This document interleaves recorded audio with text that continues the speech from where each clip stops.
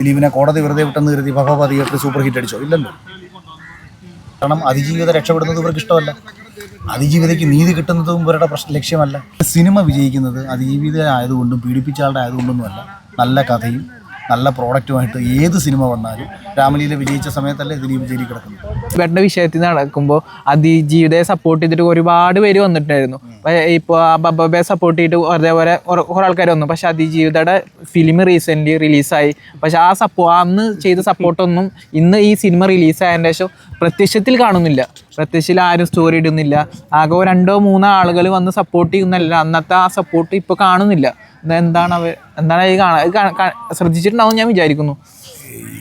കേരളത്തിലെ നീതിക്ക് വേണ്ടിയിട്ട് ഒരു ദിവസത്തെ ശമ്പളം 236 രൂപയിൽ നിന്നൊന്ന് വർദ്ധിപ്പിച്ച് തരണമെന്ന് പറഞ്ഞിട്ട് തലമുടി വരെ മുട്ടയടിച്ചിട്ട് കുറേ സ്ത്രീകൾ, തൊഴിലുറപ്പിലെയും ആശാവർക്കർമാരുമായിട്ടൊക്കെയുള്ള സ്ത്രീകൾ തിരുവനന്തപുരത്ത് വലിയ സമരം നടത്തി.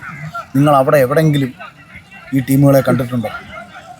കേരളത്തിലെ ഏതെങ്കിലും സ്ത്രീക്ക് നീതി ലഭിക്കാൻ വേണ്ടി എവിടെയെങ്കിലും ഒരിടത്ത് സംസാരിച്ച് നിങ്ങൾ കണ്ടിട്ടുണ്ടോ? മലയാളത്തിൽ അതിജീവിതയുടെ സിനിമ ഇപ്പോൾ ഇറങ്ങിയത് പോട്ടെ, ഇതിനു മുമ്പ് ഇറങ്ങിയിട്ടുണ്ടല്ലോ. ഷാജി കൈലാസാർ സംവിധാനം ചെയ്ത് ഒരു സിനിമ ഇറങ്ങിയല്ലോ. എന്തായിരുന്നു അതിൻ്റെ അവസ്ഥ?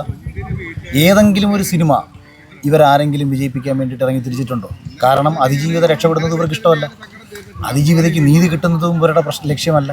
ഇവരുടെ ലക്ഷ്യം ഇവർക്ക് വിരോധമുള്ള ഒരാളെ പൊതുസമൂഹത്തിൽ ഏത് രീതിയിലും മോശക്കാരനാക്കി ചിത്രീകരിക്കുക എന്നത് മാത്രമാണ് ലക്ഷ്യം. അവിടെ ഒന്നും ഇതൊന്നും ദയവ് ചെയ്ത് സ്ത്രീ സമൂഹത്തിന് വേണ്ടി വാദിക്കുന്നതായിട്ടോ സ്ത്രീകൾക്ക് വേണ്ടി സംസാരിക്കുന്നതായിട്ടോ നിങ്ങൾ കാണരുത്.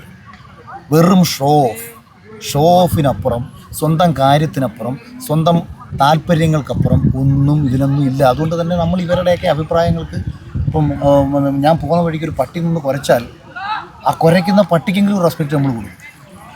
കാരണം പട്ടി കുരയ്ക്കുന്നുണ്ടെങ്കിൽ അങ്ങോട്ട് ചെന്ന് കയറി കൊടുത്ത് എൻ്റെ കടി നീ മേടിക്കണ്ടല്ലോ, മാറി ഒന്ന് പോയേക്കാമെന്നെങ്കിലും ഞാൻ ചിന്തിക്കും. അത്രയും പോലും ഞാൻ ഇവരുടെ ഒന്നും അഭിപ്രായങ്ങൾക്ക് പൊതുവെ ഞാൻ വില കൊടുക്കാറില്ല.